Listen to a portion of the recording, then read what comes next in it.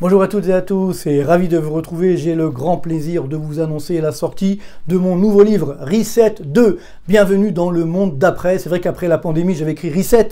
Quel nouveau monde pour demain, qui devait justement nous amener sur un monde meilleur. On s'était dit, bah oui, avec la pandémie, peut-être qu'on va appuyer sur le bouton reset pour que ça redémarre sur des bases plus saines. Et malheureusement, c'est pire que par le passé.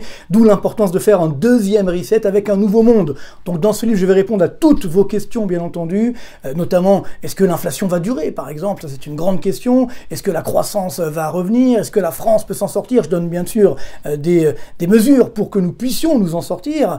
Quid de l'avenir de la zone euro? Est-ce que la zone euro ne va pas exploser tout simplement? Nous avons beaucoup de crises qui sont en train de se produire, notamment en Italie. Parallèlement, quid des marchés boursiers, des marchés obligataires, les taux d'intérêt commencent à augmenter, les marchés immobiliers également, notamment en France, là aussi beaucoup de questions, on va essayer d'y répondre. Alors également des passages plus presque philosophiques, notamment sur la valeur travail. C'est vrai qu'avec cette pandémie, l'échelle des valeurs a été cassée, donc on va essayer je dirais, de la relancer, de la réformer, de la moderniser finalement. Donc beaucoup d'enjeux extrêmement importants que nous allons aborder, évidemment en toute transparence, en toute indépendance. On parlera bien sûr également de la guerre en Ukraine, de la flambée des cours des matières premières.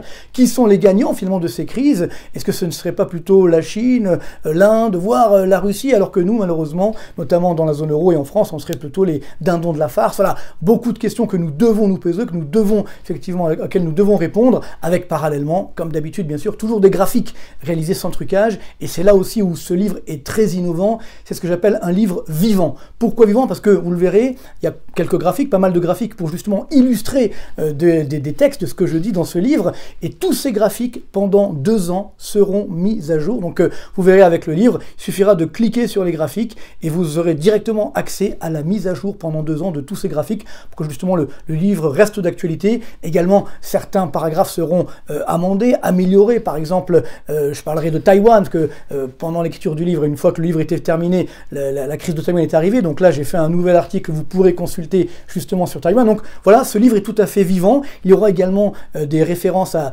différents articles que je fais dans différents médias, puis également à ma chaîne YouTube sur les différents thèmes que nous abordons dans le livre. Là aussi, vous pourrez directement vous connecter avec votre smartphone. Vous cliquerez sur le logo, entre guillemets, vous verrez sur le livre, ça sera très simple, et vous aurez les mises à jour. Donc voilà, c'est très important également d'innover, parce que c'est ça le but aujourd'hui. On nous dit que c'est la fin de l'abondance, la fin de l'insouciance. Est-ce qu'on a eu beaucoup d'abondance, beaucoup d'insouciance? C'est pas forcément le cas. Par contre, ce qui est dramatique, ça serait évidemment d'arrêter d'innover. Il faut constamment innover, c'est comme ça qu'on peut aller vers l'avenir. Je parle dans le livre notamment de la décroissance, qui serait une catastrophe bien sûr, donc il y a des moyens justement de continuer de se développer, de contourner le fameux réchauffement climatique au travers d'une meilleure croissance. C'est-à-dire on va utiliser mieux ce monde de façon à faire de la croissance, mais sans dégrader effectivement notre environnement. C'est ça la vraie écologie. La vraie écologie, c'est pas mettre des taxes ou empêcher de tourner en rond, c'est au contraire rester libre, j'ai envie de dire, et d'avoir parallèlement toujours des sources de croissance qui créent bien entendu des emplois, du revenu, donc du bien-être économique. C'est tout ce qu'on peut nous souhaiter. J'espère qu'encore une fois que ce livre vous plaira, avec parallèlement, je terminerai, vous verrez, sur une fin alternative pour savoir, ben voilà, soit on choisit le courage, et là on pourra sortir par le haut, ou alors la fuite en avant, et ça sera plus dangereux. Et avec, pour terminer le livre en conclusion, restons bien sûr optimistes, mais surtout réalistes. Et d'ailleurs, ce livre est dédié à toutes celles et tous ceux qui recherchent la vérité. Vous en faites partie.